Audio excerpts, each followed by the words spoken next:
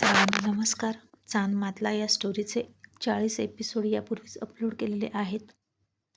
कृपया ते सगळे एपिसोड ऐकण्यासाठी आपल्या चॅनलला भेट द्यावी. मग शशी आणि चंद्रा दोघेही गाडीत बसून सांगली कोल्हापूरच्या दिशेने निघाले आणि त्याचं काम करून तो तिलाही तिच्या गावी सोडणार होता. चंद्रा मागे बसली होती आणि तिथंच हत्यारांची बॅग होती.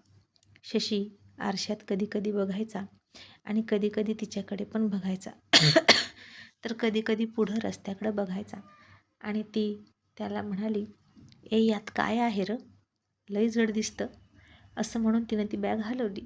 तसा शशी ओरडून म्हणाला, ए त्याला हात लावू नको, तू गप्प बस बरं. तशी चंद्रा घाबरली. तिनं हात मागे घेतला आणि म्हणाली, असं काय करतोस, इतकं काय आहे त्यात जे मला हात पण लावू देत नाही. शशीनं आता गाडी थांबवली आणि तिला म्हणाला, तुला काय करायचं त्यात काही पण असू दे, नाहीतर तू एक काम कर, इथे पुढं बसायला ये. चंद्रा म्हणाली, का, मी नाही पुढे येणार, मला इथेच बसायचं आहे, इथं हवा खूप भारी लागते. शशी म्हणाला, ए तुला सांगितलेलं कळतं का गं, एकतर पाऊस यायचं चिन्ह दिसतंय, आपल्याला लवकर पोहोचलं पाहिजे, पटकन पुढे ये, इथं हवासुद्धा येते छान. तरीही चंद्रा म्हणाली, पण तसा शशी म्हणाला, आता पण बिन काही नको नाहीतर इथेच तुला सोडीन बरं का. मग कशी जायची तशी जा. तशी चंद्रा बारीक तोंड करून तिची पिशवी घेऊन पुढं बसली. शशी तिच्या चेहऱ्याकडे बघून म्हणाला, इतका का चेहरा बारीक केला आहेस, खाणार नाही मी तुला, आणि ती तुझी बॅग मागे ठेवली तरी चालेल.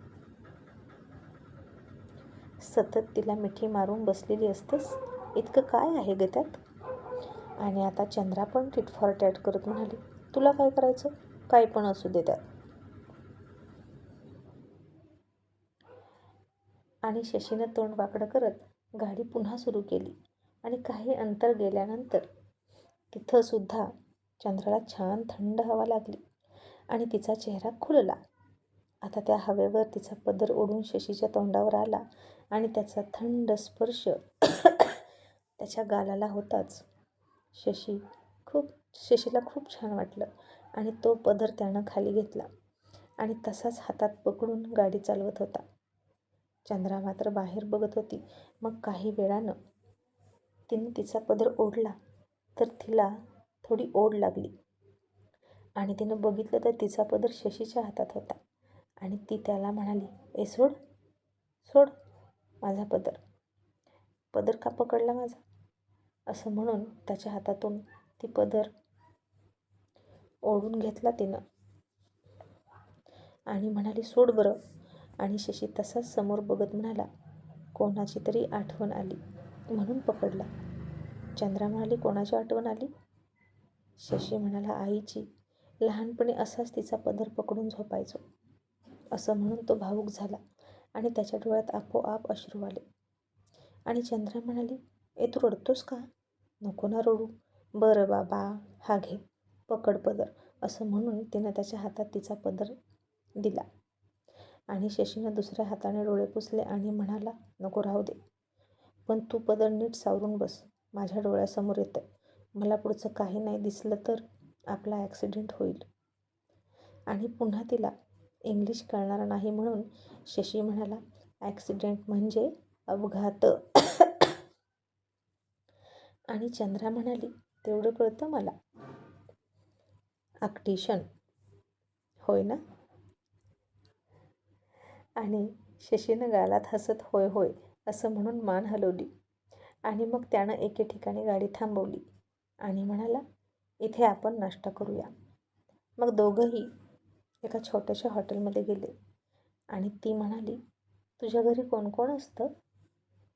आणि शशी पुन्हा सिगारेट काढून ती पेटवण्यासाठी लायटर शोधत म्हणाला, कोणीच नाही. ती म्हणाली, म्हणजे तू काय ढगातनं पडलास का, की झाडावरनं तोडला तुला. अरे प्रत्येकाला आईबाप असतं की, मग तुला कसं कोणीच नाही. शशी आता लायटर विसरला होता आणि इकडे तिकडे काही मिळतं का सिगारेट पेटवण्यासाठी ते बघत होता. कारण गाडी चालवून चालवून तो कंटाळा होता आणि आता त्याला सिगारेटची तल्लफ झाली होती. आणि चंद्रा मात्र खूप प्रश्न विचारत होती. तिचं तोंड सतत बडबड बडबड करायचं.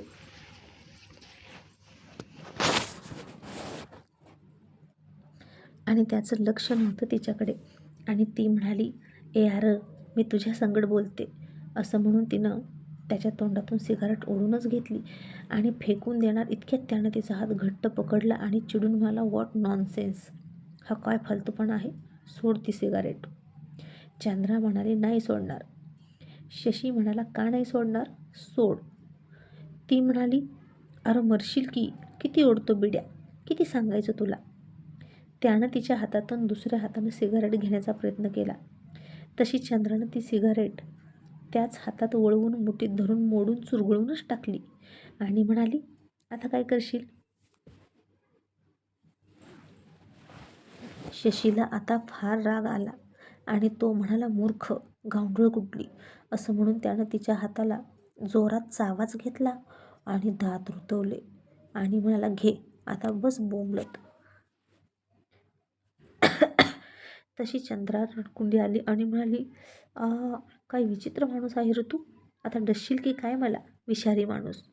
आणि शशीनं दुसरी सिगारेट काढली आणि उठला, माचीस विकत घेतली आणि पुन्हा तिच्याजवळ येऊन बसला. सिगारेट पेटवली आणि तीच पेटलेली काडी तिच्या तोंडाजवळ घेऊन गेला आणि म्हणाला, हो, मी खूप विषारी आहे, बघायचंय, असं म्हणून तिच्या अगदी चेहऱ्याजवळ ती पेटती काडी घेऊन गेला. तशी चंद्रा मागे सरकली आणि म्हणाली, अरे बापरे, तू वेडाबिडा आहे की काय. शशी म्हणाला, माझ्याशी पंगा घ्यायचा नाहीच, नाहीतर मी काही पण करू शकतो. ती म्हणाली, तुझ्याशी कोण पंगा घेतं, तुझ्याच काळजीपोटी बोलत होती आणि म्हणत होती की बिडी पिऊ नको.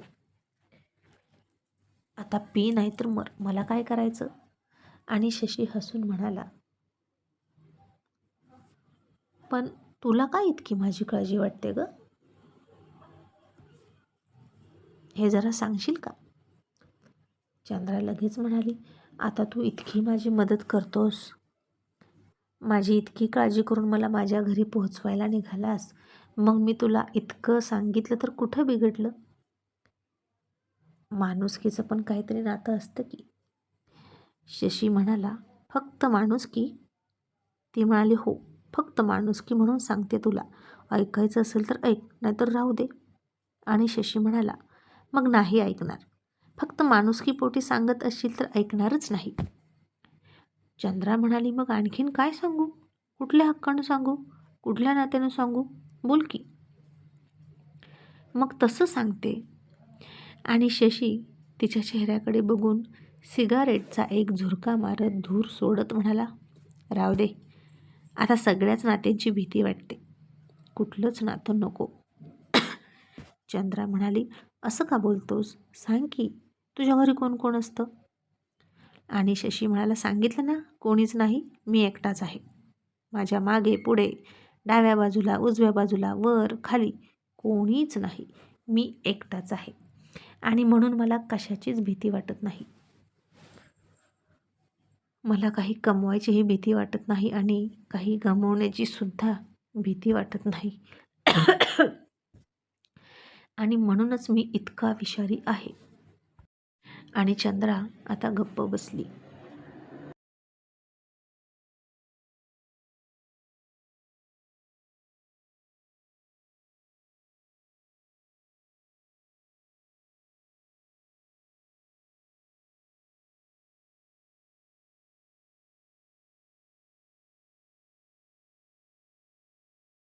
मग शशी तिला म्हणाला, चल तू सांग, तुझ्या घरी कोण कोण असतं.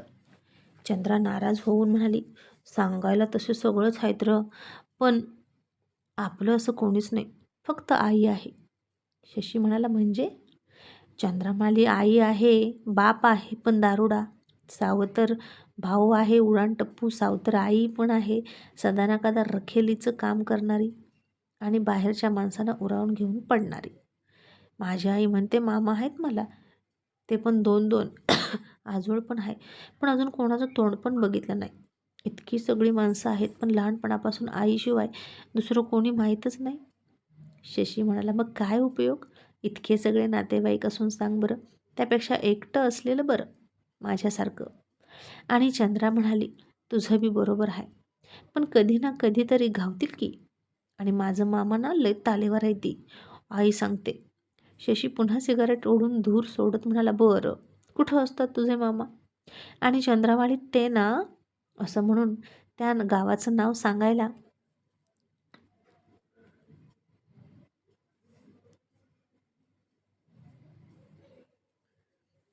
ती ना आता गावाचं नाव सांगायला लागली आणि म्हणाली, मला नाही आठवत आता.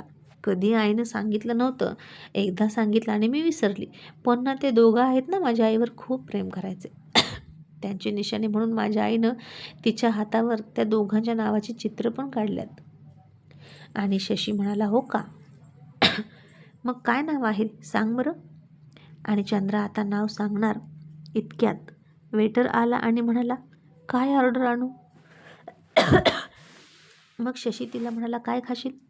आणि चंद्रा म्हणाली, इथं भजी मिळतील का, कांदा घालून केलेली आणि सोबत मिरची पण. तसा शशी हसला आणि वेटर म्हणाला, सॉरी मॅडम, इथे तो मेनू मिळत नाही. आणि चंद्रा म्हणाली, मग खड्ड्यात घाल तुझं हॉटेल, काय उपयोग एवढं हॉटेल असून जर इथं भजी मिळत नसतील तर.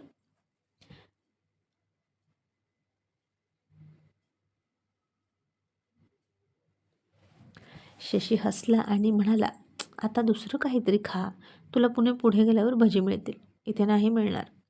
आणि चंद्रा म्हणाली, मग तूच सांग काहीतरी, मला नाही कळत काय मागवायचं. शशी म्हणाला, आता तुझ्या आवडीचा भातसुद्धा सकाळी सकाळी इथं मिळणार नाही.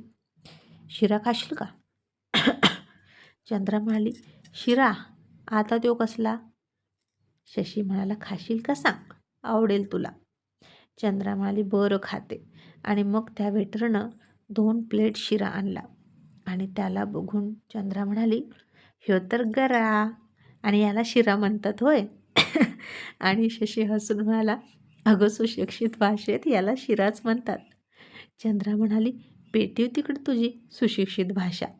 आणि वेटरला म्हणाली, काय र, आणि याचं पैसे किती?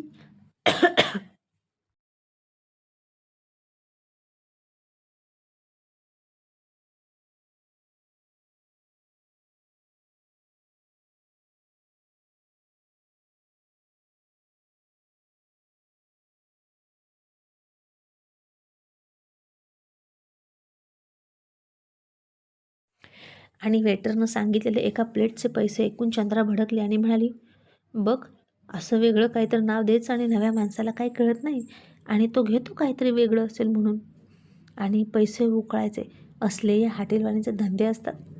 काय बाबा, ती मुंबई, इतकी गर्दी, इतकी महागाई, गरिबाचं इथं कामच नाही.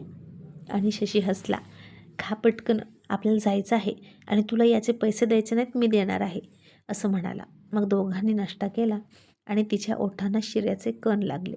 आणि शशी म्हणाला, तुझ्या तोंडाला काहीतरी लागलंय, पुस. चंद्रानं आता पदर घेतला आणि अख्खं तोंड पुसून काढलं.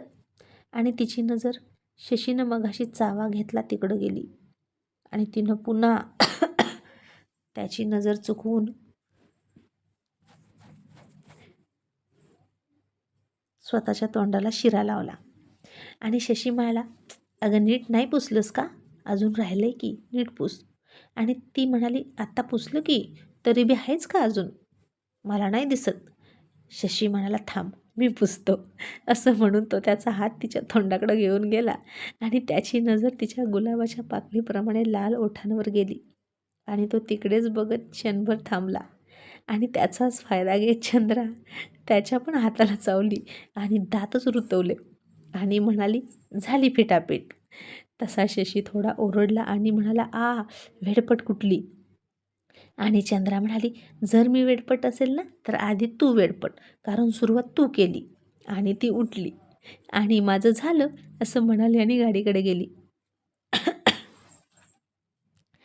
शशीनं आता हसून तिच्याकडे पाहिलं आणि ती त्याच्या हाताला जिथं चावली ना, तिथेच त्यानं त्याचे ओठ टेकवले. मग पुन्हा तो गाडीत बसला गाडी सुरू झाली आणि तो सतत त्याच्या हाताकडे बघायचा. आणि हे बघून ती म्हणाली, जास्त दुखतंय का? मी जास्त चावली का? आणि शशी हसून म्हणाला, नाही, उलट गोड वाटतं. आणि काय विचित्र माणूस आहे असं वाटून चंद्रा त्याच्याकडे बघायला लागली.